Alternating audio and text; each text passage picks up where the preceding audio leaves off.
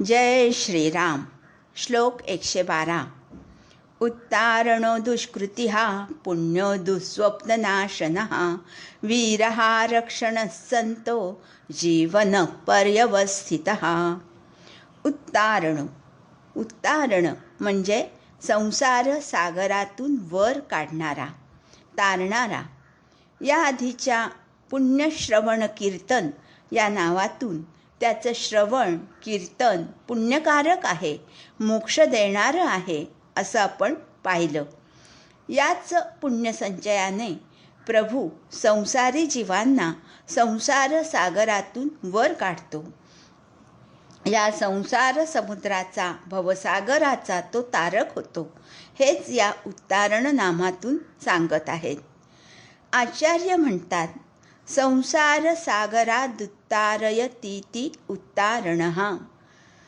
उत म्हणजे वर असा अर्थ आपण आधी अनेक श्लोकातून पाहिला आहे. म्हणून उत्तारण म्हणजे वर नेणारा, तारणारा, उद्धार करणारा असा आहे. हा संसार दुस्तर आहे, तरुण जाण्यास अवघड आहे असं भगवंतांनीही गीतेमध्ये 7व्या अध्यायात आपल्याला सांगितलं आहे. दैवी हेषा गुणमयी मम माया दुरत्यया मामेव ये प्रपद्यन्ते मायामेतां तरन्ति ते.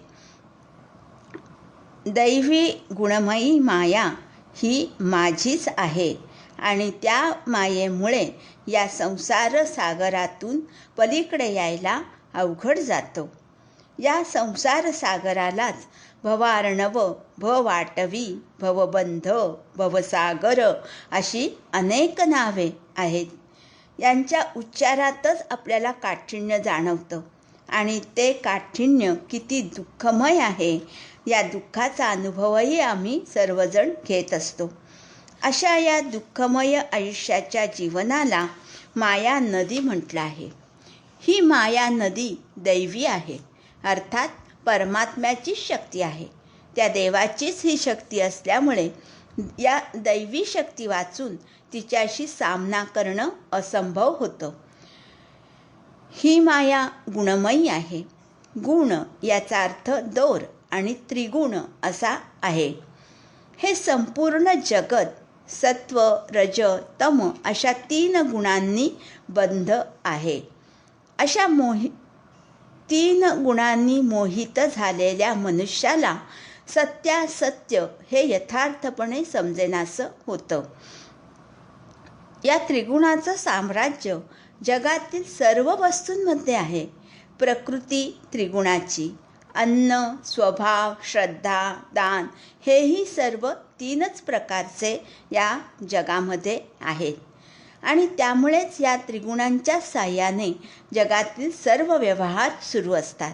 त्या व्यवहारांमध्ये 3 प्रकारच्या व्यवहारांमध्ये मनुष्य अडकत जातो आणि गुणांनी म्हणजे दोरींनी बांधला जातो. असा हा बद्ध झालेला जीव त्रिगुणवश झाल्यामुळे या त्रिगुणी मायेच्या पलीकडे असलेल्या परमात्म्याला तो जाणू शकत नाही. म्हणून तो जन्ममृत्यूच्या फेऱ्यात, चक्रात अडकतो. पूर्वसुकृताने किंवा दैवयोगाने त्याला पुण्यश्रवण कीर्तनाचा लाभ होतो. तेव्हा त्याची पापाची प्रवृत्ती हळूहळू कमी व्हायला लागून पुण्याकडे प्रवृत्ती वाढायला लागते. या बंधनातून सोडवणारा एकमेव भगवंतच आहे याचीही त्याला खात्री पटू लागते. जसा राजाज्ञेने एखाद्या मनुष्याला तुरुंगात टाकलं गेलं असेल तर त्या मनुष्याची सुटका ही राजाच्या आज्ञेशिवाय होऊ शकत नाही. तिथे दुसऱ्या कोणाचीच आज्ञा चालत नाही. त्याप्रमाणे ज्याच्यामुळे आम्ही या जगात आलो तोच या बंधनातून सोडवणारा आहे. हे जेव्हा आम्हाला श्रवण कीर्तनाच्या माध्यमातून कळतं तेव्हा आम्ही भगवंताला शरण जातो. अशा शरण आलेल्या जीवांना या मायेच्या बंधनातून परमात्मा मुक्त करतो. भवसागरातून त्यांना पार करतो, त्यांचा उद्धार करतो. म्हणून भगवंताचं उत्तारण हे नाव आहे. दुष्कृती दुष्कृती हा म्हणजे दुष्कर्म किंवा पाप नष्ट करणारा. जीव हा अनंत जन्मातील अनंत कर्मांनी बद्ध झालेला असतो. त्यात काही सत्कर्मे तर बरीचशी दुष्कर्मेच असतात. अशा दुष्कर्मे केलेल्या जीवाचा उद्धार परमात्मा कसा करतो हे दुष्कृती हा नामातून सांगितलं आहे. दुष्कृती ही पाप संज्ञिता हंतिती दुष्कृती हा ये पापकारिणस्तान हंतिती वा दुष्कृती हा. भगवंत पापस्वरूप दुष्कर्म किंवा दुष्ट क्रियांचा नाश करतो. तसंच दुष्कृती हा म्हणजे दुष्ट कृत्ये करणाऱ्या पापी जनांनाही तो मारतो. म्हणून या दोन्ही अर्थाने तो दुष्कृती हा नावाने ख्यात आहे. देहाच्या आसक्तीने देवाला विसरून केवळ देहासाठी केलेली जी कर्म त्याला दुष्कर्म म्हटलं आहे. आणि ही दुष्कर्म देहासक्ती किंवा अज्ञानामुळेच घडत असतात. स्वस्वरूपाचं विस्मरण म्हणजेच अज्ञान होय. त्या अज्ञानाचा नाश भगवंताच्या नामस्मरणाने श्रवण कीर्तनाने होतो. भगवंताच्या भक्तीमुळे त्या पापकर्मांचा नाश होतो. म्हणून माऊली म्हणतात, हरी उच्चारणी अनंत पापराशी जातील लयासी क्षण मात्रे. भगवंत हा सर्वांना समान आहे आणि म्हणूनच मागच्या जन्मात जीव जरी दुराचारी असला तरी या जन्मात तो जर सदाचारी व्हायचा प्रयत्न करीत असेल तर भगवंतच त्याचा योगक्षेम पाहतात. त्याला भक्तिमार्गाची वाट करून देतात. मग तो भक्त भलत्या जातीत जरी जन्माला असला तरी त्या भक्ताला ते आपले म्हणतात आणि म्हणून भगवंताचं नाव दुष्कृती हा असं आहे. पुण्य म्हणजे पुण्य प्राप्ती करून देणारा, पुण्याचा उपदेश करणारा. दुष्कर्माची निवृत्ती करण्यास पुण्यशक्ती किंवा पवित्रता हीच आवश्यक असते. आणि ही पवित्रता, ही पुण्यमयता प्रभूचे ठायी असले आहे हेच या पुण्यनामातून सांगत आहेत. स्मरणादि कुर्वतां सर्वेषां पुण्यं करोतीति सर्वेषां श्रुतिस्मृती लक्षणया वाचा पुण्यमाचष्ट इति वा पुण्यः. पुण्य या नावाचा अर्थ आचार्यांनी 2 प्रकारांनी सांगितला आहे. एक म्हणजे ज्याचं स्मरण, ध्यान, नाम इत्यादी प्रेमानं केलं असता अगणित पुण्यप्राप्ती होते. तर दुसरा अर्थ वेद, गीता या वाणीने भगवंतानी जीवाच्या पुण्याचाच विचार सांगितला आहे. म्हणून तो पुण्यनामानी प्रसिद्ध आहे. परमात्मा हा केवळ पवित्र पुण्यवान नसून परमपवित्र शुद्ध स्वरूपाचाच असा आहे. म्हणून अर्जुन भगवंतांना म्हणतो, परम ब्रह्म परम धाम पवित्रम परमं भवान. हे कृष्णा, तूच परमब्रह्म परमधाम म्हणजे आश्रय स्वरूप आणि पवित्रामध्ये परमपवित्र असा आहेस. आपल्या वेद, शास्त्र, पुराण यातून 3 प्रकारचे पाप आणि 3 प्रकारचं पुण्य सांगितलं आहे.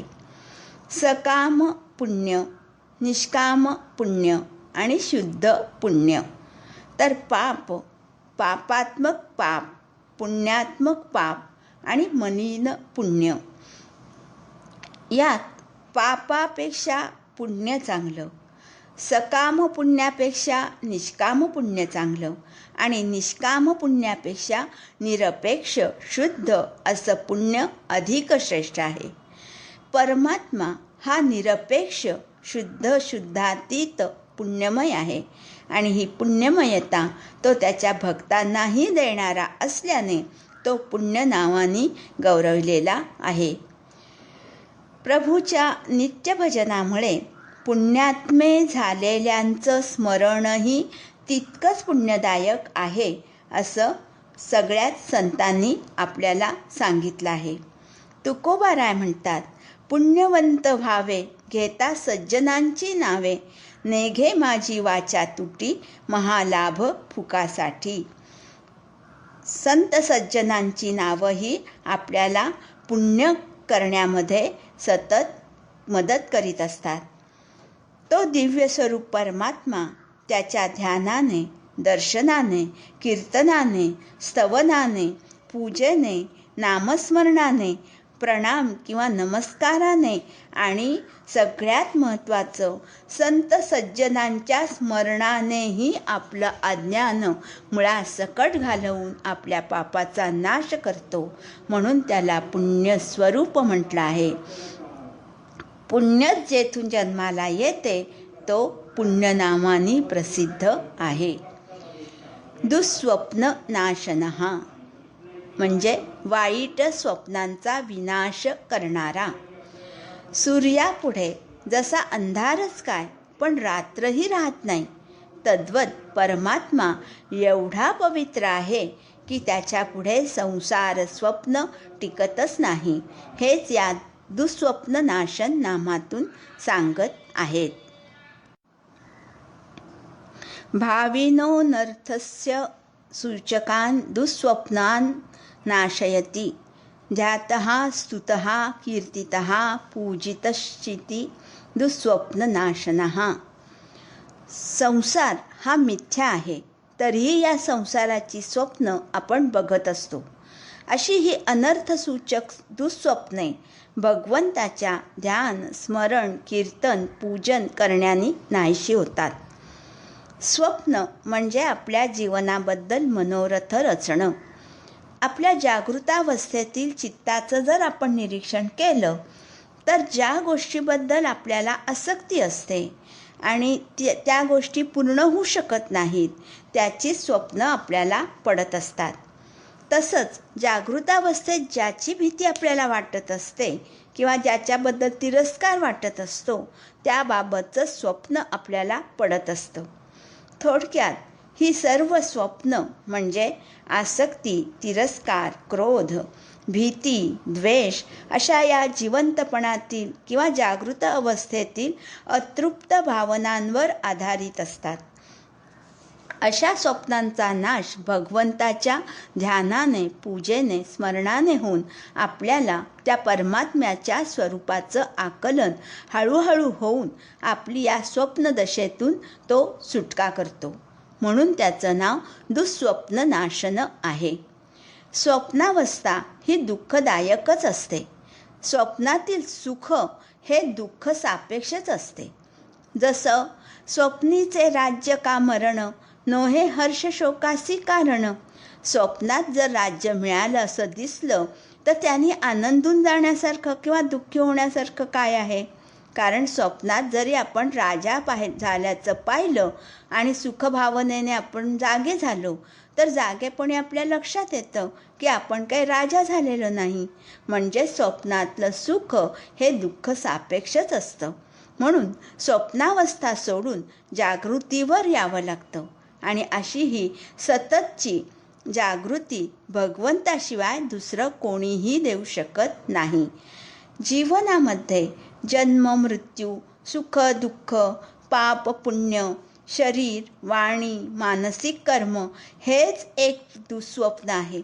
अविद्या हीच एक निद्रा आहे आणि ही निद्रा, हे स्वप्न आत्मज्ञानानेच नाहीसं होतं आणि ते आत्मज्ञान करून देणारा हा भगवंत असल्याने त्याचं दुःस्वप्न नाशन असं नाम आहे. वीरहा.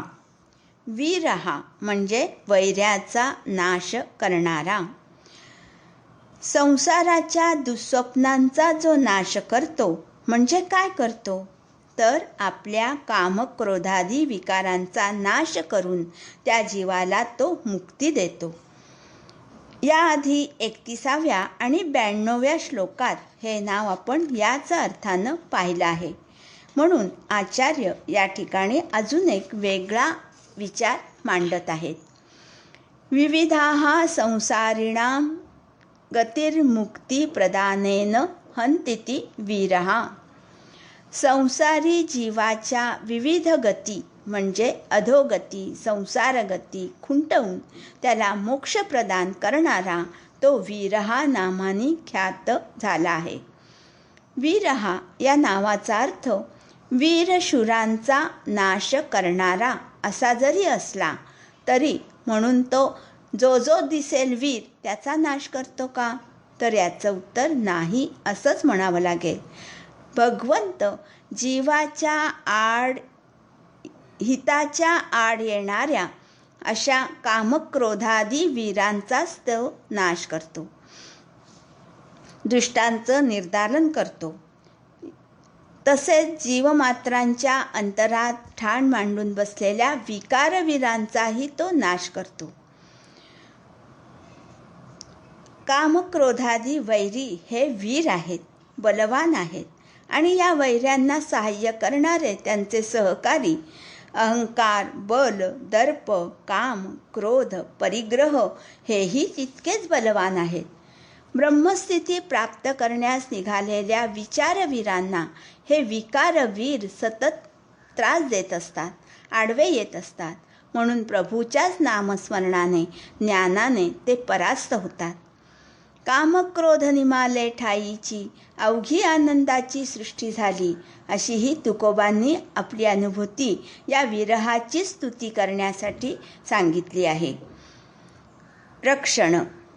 रक्षण म्हणजे सर्व भूतमात्रांचं रक्षण, जतन, सांभाळ करणारा. भगवंत खरं तर शांत मूर्ती आहेत, तरीही ते विरहा होतात. अशी विनाश करण्याची वेळ त्यांच्यावर का येते, तर जीव आणि जगत यांचं रक्षण करणं हे त्यांचं ब्रीद आहे आणि म्हणून त्यांचं रक्षण हे नाम आहे. सत्वं गुणमधिष्ठाय जगत्त्रयं रक्षं रक्षणः. भगवंत हे सत्वगुणाचा आश्रय करून या त्रैलोक्याचं रक्षण करीत असतात. संसारिकास देहाची म्हणजे अन्नपाण्याची चिंता असते, तर साधकाला उद्धाराची चिंता असते आणि संतांना सर्व जगाच्याच उद्धाराची चिंता असते. अशी ही सर्वांची चिंता हरण करणारा हा परमात्माचं एकमेव आहे. परमात्मा हा मातृपितृवत सर्वांचं सृजन, सांभाळ आणि संहारही सहज करतो. याआधी 108व्या श्लोकात भोक्ता हे नाव पाहताना प्रकृतीच्या योगाने भगवंत या विश्वाचा भोक्ता होतो असं पाहिलं होतं.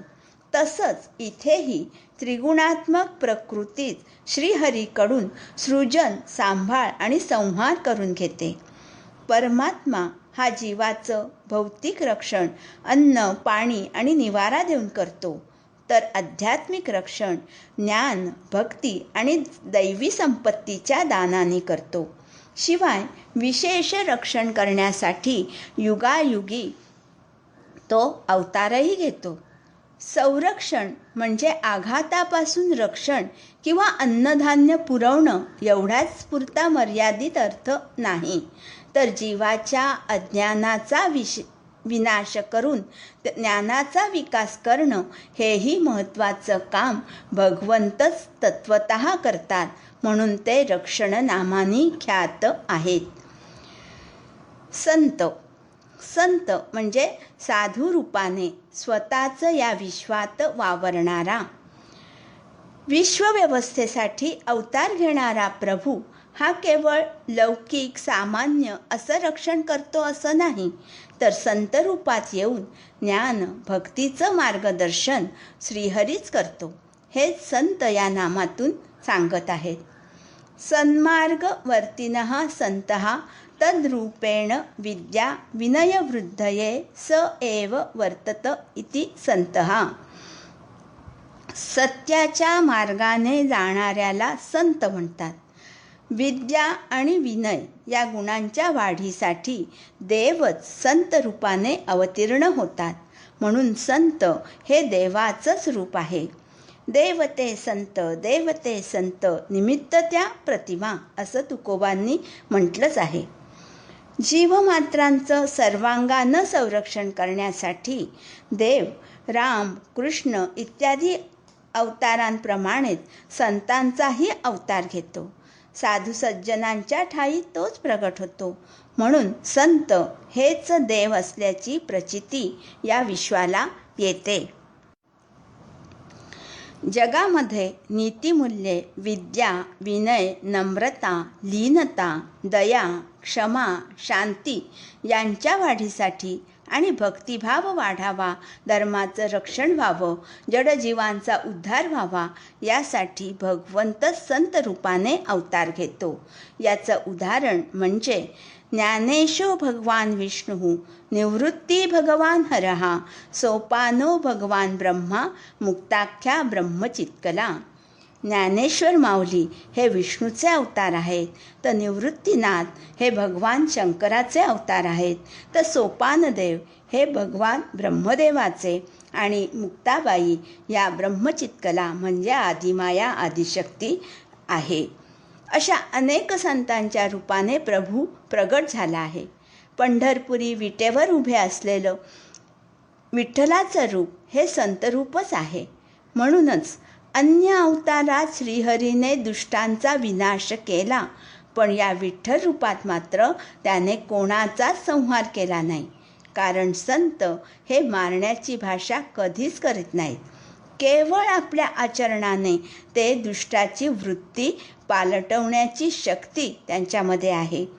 दया करणे जे पुत्रासी, तेची दासा आणि दासी, तुका म्हणे सांगो किती, तेची भगवंताची मूर्ती.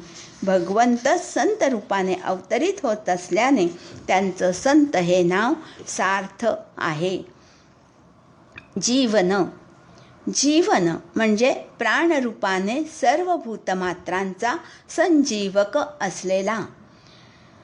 याआधी 48व्या श्लोकात प्राण हे नाव आपण पाहिलं आहे. जिवंत प्राण्याच्या शरीरात भगवंतच प्राण, व्यान, अपान, उदान आणि समान या रूपाने पंचज्ञानेंद्रियांना आणि पंचकर्मेंद्रियांना कार्यरत करत असतो. म्हणून प्राण म्हणजे जीवन होय. सर्वाः प्रजाः प्राणरूपेण जीवयन् जीवनः. सर्व प्राणीमात्रांना प्राणरूपाने जगविणारा म्हणून भगवंत जीवन नामाने ख्यात आहे. जीवनात आपल्याला जे जिवंतपण जाणवतं ते केवळ श्रीहरीमुळेच. आपल्या देहात ज्ञानशक्ती आणि क्रियाशक्ती या दोन्हींचीही सांगड म्हणजे आपलं जीवन आहे. यामध्ये ज्ञानशक्ती ही बुद्धिप्रधान असते, तर क्रियाशक्ती ही प्राणप्रधान असते. बुद्धी ही अमूर्त, तर प्राण हा मूर्त असतो. अशा तऱ्हेने श्रीहरीच्या मूर्त आणि अमूर्त अशा दोन्ही रूपाचं दर्शन आपल्याला नित्यच घडत असतं. पण याची जाणीव झाल्यास मग आपण देव कुठे आहे तो आम्हाला दिसत नाही, कळत नाही, अनुभवास येत नाही असं म्हणणार नाही. आपल्या जीवनात हे प्राणतत्व इतकं अभिन्न आहे की आपलं झोपणं, जागणं, स्वप्न पाहणं हेही या प्राणावरच अवलंबून आहे. झोपेमध्ये इतर इंद्रिय तरी थांबतात, पण प्राण तेव्हाही कार्यरत असतो. झोपेतही तो आपले श्वासोच्छ्वासादी क्रिया सुरू ठेवत असतो आणि म्हणून आपल्या प्राणाचाही प्राण प्रभू आहे. जगाचं जगणं ज्या प्राणावर अवलंबून आहे तो प्राण ही प्रभूचीच सत्ता आहे. प्राण आणि प्रभू हे दोन्ही म्हणजेच आपलं जीवन आहे. प्राणरूप आत्मा हेच जीवन असल्याचं तैत्तिरीय उपनिषदातही सांगितलं आहे. एवं मीची आघवे जना निरविते मीची जीवन, जीवनी मुख्य साधन वन्नीही मीची. प्रभू सर्वांचं जीवन असल्यानं तो जीवन नामे प्रसिद्ध आहे. पर्यवस्थित म्हणजे सर्व रूपाने, सर्व बाजूने, सर्वांगाने व्यवस्थित असलेला. जीवनरूप श्रीहरी हा जगविणारा, जागविणारा आणि जगणाराही तोच असल्याने सर्व रूपे तोच अवस्थित म्हणजे व्यवस्थित आहे. परितः सर्वतो विश्वं व्याप्यावस्थित इति पर्यवस्थितः. या विश्वाला सर्व बाजूनं व्यापून स्थित असल्याने तो पर्यवस्थित नामे ख्यात झाला आहे. परमात्मा हा परी अधिक अवस्थित म्हणजे सर्व बाजूने व्यवस्थित आहे. एकाच अद्वैत स्वरूपी दृश्य, द्रष्टा, दर्शन, ज्ञाता, ज्ञान, ज्ञेय, कर्ता, कर्म, कार्य या रूपाने तो व्यवस्थित आहे. तरीही अज्ञानाने तो नाही असं काही जण म्हणतात. खरं तर तो आहे म्हणण्याच्याही पलीकडचं त्याचं असणं आहे, कारण तो सर्वांच्या अंतर्बाह्य आहे. गीतेतील 15व्या अध्यायात या जीवन पर्यवस्थितः या दोन्ही नामांचं दर्शन घडलं आहे. ते या श्लोकातून. अहं वैश्वानरो भूत्वा प्राणिनां देहमाश्रितः प्राणापान समायुक्त पचामन्नं चतुर्विधम्. सर्वस्य चाहं हृदि सन्निविष्टो मत्तस्मृतिर्ज्ञानमपोहनञ्च वेदैश्च सर्वैरहमेव वेद्यो वेदान्तकृद्वेद विदेव चाहं. मीच सर्व प्राण्यांच्या शरीरात राहणारा, प्राण अपानाने संयुक्त वैश्वानर अग्निरूप होऊन चारही प्रकारचं अन्न पचवणारा, मीच सर्व प्राण्यांच्या हृदयात राहणारा, माझ्यापासूनच स्मृती ज्ञान निर्माण होतं, बुद्धीत येणारे संशय घालवणारा मीच आहे, मीच जाणण्यास योग्य वेदांचा कर्ता, वेदांना जाणणाराही मीच आहे. अशा तऱ्हेने विश्वात व्यापून विश्वाचं व्यवस्थापन करणारा तो पर्यवस्थित आहे. या विश्वात प्रभू हा स्थित असल्यानेच आपलं जीवन व्यवस्थित म्हणजे पर्यवस्थित आहे. जय श्रीराम.